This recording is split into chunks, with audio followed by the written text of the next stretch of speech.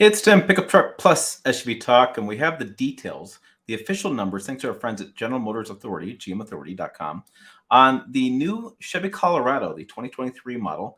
And as I reported a while ago, don't get so excited about these. And I can dig into what the information is. Let's put it on the screen. Let's talk about what the numbers are and how it's actually worse than the prior model, and how this isn't the first time Chevrolet's released a new truck with worse fuel economy. People get thinking it's new. New trucks got to have a better fuel economy, right? It's got to be much more efficient, right?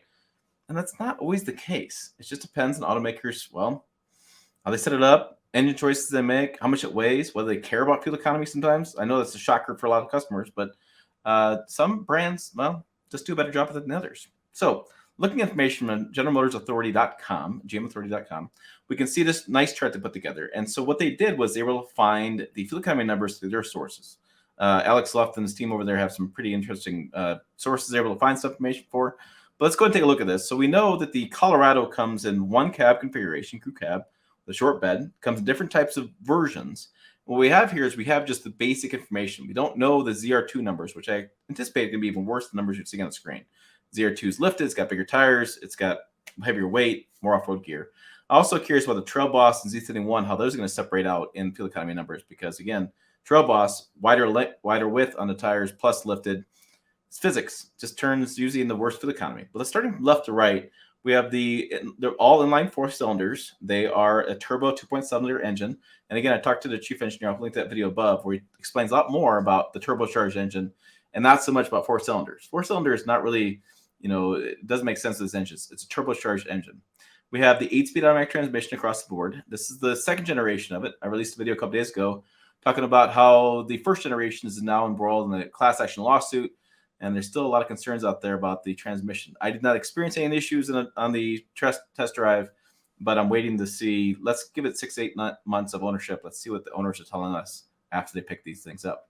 So the drivetrain, we have 2-wheel drive, 4-wheel drive, and we have the L3B. Now this is the first of the ones basically for consumers. The L2R is basically a commercial version. It has less equipment, and it's made to be more reliable because it's less stuff in it. It's kind of the way GM puts this out there, and they detuned it.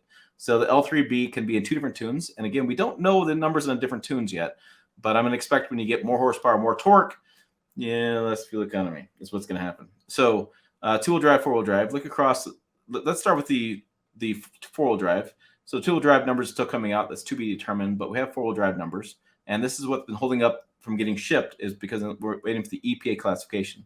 Now 4-wheel drive numbers are out, we can start shipping those trim levels too. Is what's going to happen.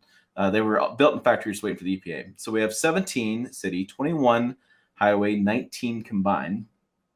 And this is what I was going to tell you. When you look at the 3.6 liter V6, right? So we have the 4-wheel drive version of it. We have 17, which is the same as city.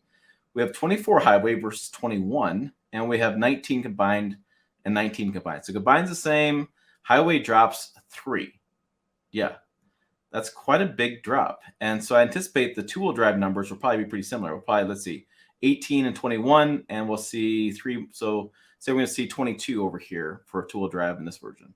Now, this is a big drop versus the diesel for sure. I mean, that's a huge drop.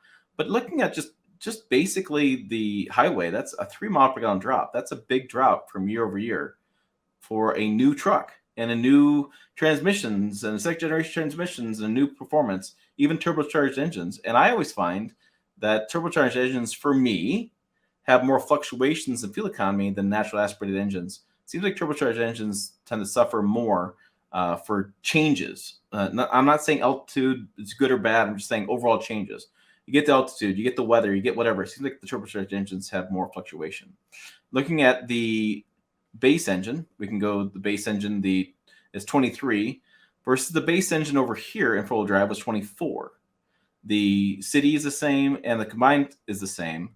Looking at the 2-wheel drive version, the numbers are pretty similar, except the city actually goes up 1. So not a huge difference there in overall fuel economy and what's happening with the prior generation, except when you look at highway of the 4-wheel drive and versus the 4-wheel drive of this year. Highway's big difference. And right here, this number. And when you look at the diesel versus this number. So General Motors says they don't need a diesel because they get the same torque curve out of the 2.7 liter they did the diesel. And consumers are going, well, yeah, but you just lost, let's see, 9 miles per gallon on the highway. That's a huge loss. And you remember this video I did a couple days ago, or a month ago, excuse me. I was talking about fuel economy numbers. And I was showing the differences with the Silverado and the Canyon, and how those differences are not as big model year over year. Remember back in the day, if you've been a viewer of this channel for years, this is 4 years ago, I did a video where I said, shocker, the 2019 Chevy Silverado has worse fuel economy than the 2018. And remember, the 2019 was a full redone model year over and over again. I've said it too many times. But it's a full redone model. When you look at the 2018 versus 2019, you look at those numbers, and yeah, it's not better, actually, in this case, with the four-wheel drive versus the 18 versus 19.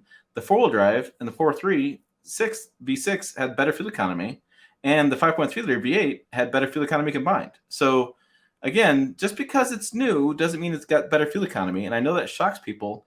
And I know a lot of people on this channel will say, well, it's got to have better fuel economy. It's new. I got to buy, the truck pricing have gotten higher. Gas prices gotten higher. Obviously, we need trucks that are more fuel efficient. Why are these things not getting more efficient? And it is a head scratcher to me. I don't, Toyota played this game, the Tundra. The hybrid version of Tundra doesn't really get a much better fuel economy than the gas version. We have a new Tacoma coming out hopefully this year. New Ford Ranger coming out. I was just talking to a friend of mine who's stopping at the gas station every 4 days to fill up his Tacoma, and he's really hoping to get like 29 or 30 miles per gallon out of the new Tacoma if it comes in a hybrid. But we haven't seen that. We don't see that with trucks very often. It seems like the use case and what the consumers are doing, or the brands are doing, is they're erring more on performance, torque, horsepower, towing, and not so much on fuel economy. The only time we've seen a fuel economy play has been the Ford Maverick hybrid. That's the only one that has a good fuel economy, and people can argue one way or the other, whether it's a ute, whether a little pickup, whether it's actually a real truck. I mean, there's a lot of arguments going on, but we're not going to see that. And so I think even in my view, the real world numbers for the Colorado will even be more of a spread difference than, again, the natural aspirated V6. Because, I saw this with the Tundra. I had friends in Utah that were getting 13, 14 miles a gallon at altitude, driving the same way they used to do the big V8. I mean, it didn't return the fuel economy they had hoped it was. And when I had the Tundra outside, it didn't return always the fuel economy I wanted to have for the EPA, because it was a small displacement V6 and a big gasoline truck. And that was turbocharged. And so now we have a Colorado that's a turbocharged engine. So I'll be curious to see what real world numbers are on this Colorado and what it turns out to be. Now, we don't have any numbers on GMC Canyon, but looking at those numbers, that was it the 17? Let me go back to that real fast. On the Canyon, if you look at the four-wheel drive with 17, 21, and 19, I'm going to surmise that the Canyon is going to be pretty close to that, because every version of the Canyon is lifted.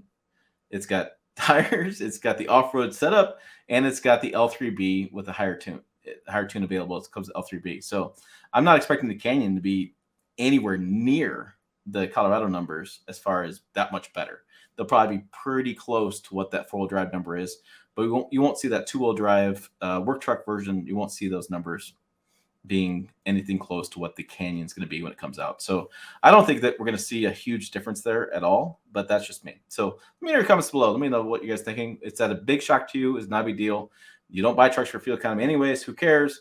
Or is there really that expectation out there that, and it should be an expectation, that new trucks get better fuel economy?